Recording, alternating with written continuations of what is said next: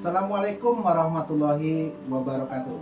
Semangat pagi, tetap semangat buat rekan-rekan semua yang selalu mencari nafkah, mencari rezeki buat orang-orang yang kita sayangi. Rekan-rekan semua, ada satu pertanyaan di sini, sebentar pertanyaan.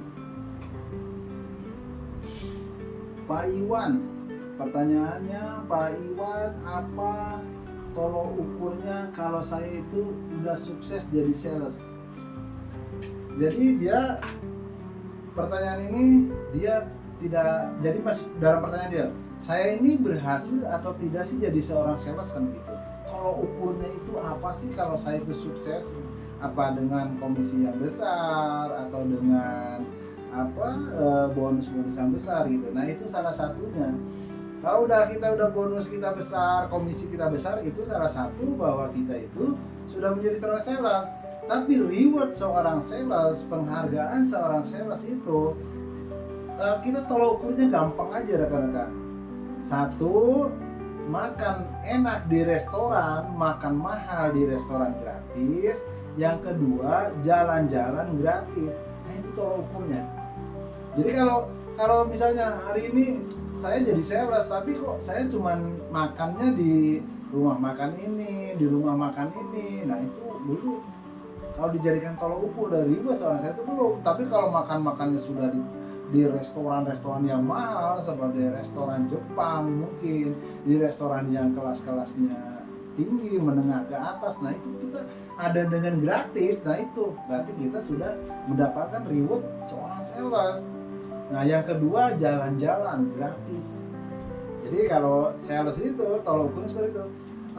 Misalnya seseorang itu kita nih sebagai sales, tapi kita pernah kemana? Saya tanya nih, misalnya ke sales, kamu pernah jalan-jalan kemana aja? Oh Pak, saya dulu ke Malaysia, saya ke Thailand, saya ke Turki, saya ke Eropa Timur atau ke Australia. Nah, itu baru dikatakan seorang sales. Berapa uang yang dia keluarkan? Nol, nonsen, tidak serupiah pun. Nah, itu sama sales.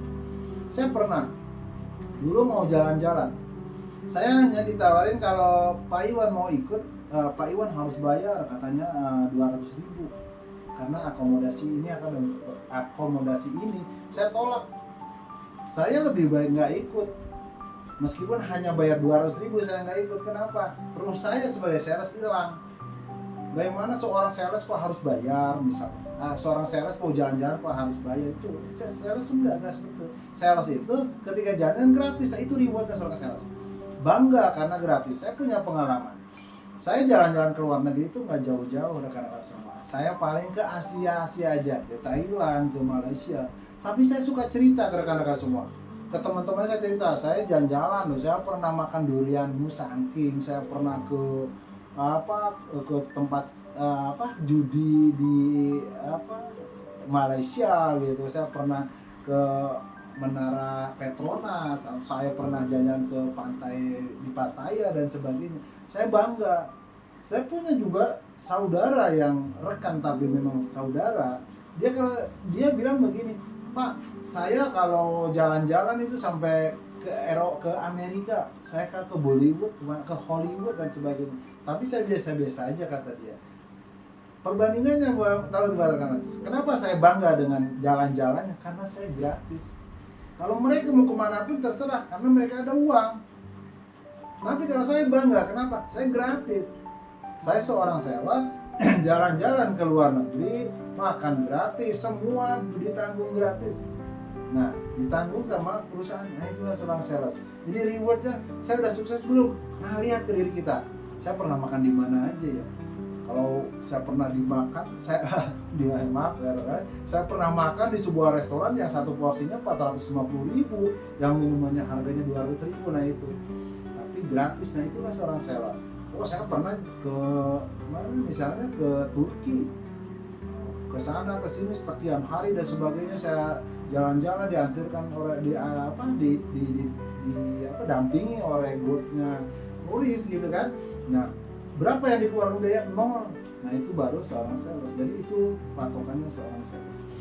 Nah, kemudian rekan-rekan semua, ada pertanyaan lagi. Pak Iwan, kalau kredit itu halal atau haram sih? Nah, ini sebenarnya pertanyaan yang dijawabnya oleh orang-orang yang punya ilmu di bidang itu.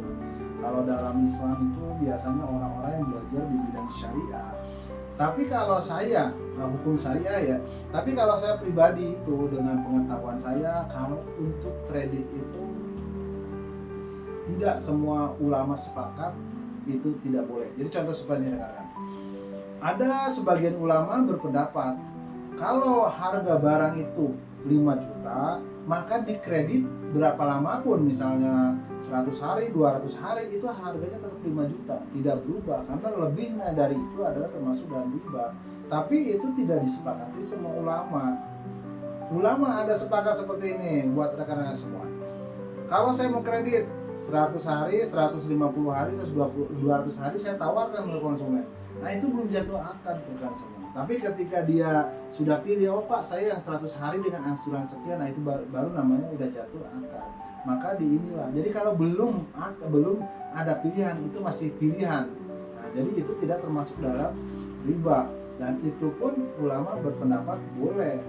Nah, jadi kecuali kalau saya contohin, kalau uang, tidak ada ulama yang mengatakan itu boleh. Semua mengatakan tidak boleh. Uang, emas, perak itu tidak boleh dikreditkan. Tapi kalau barang itu boleh. Meskipun ada silang pendapat. Tapi saya lebih meyakini boleh, Pak. Yang tidak boleh itu ulama banyak berpendapat, misalnya kredit segitiga.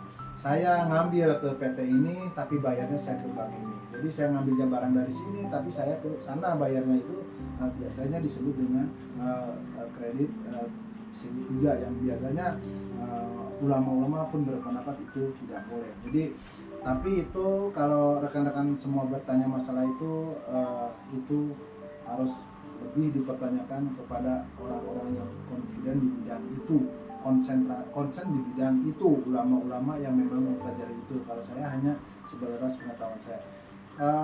Itu aja rekan-rekan untuk pertemuan hari ini. Segitu saja dari saya. Terima kasih. Assalamualaikum warahmatullahi wabarakatuh.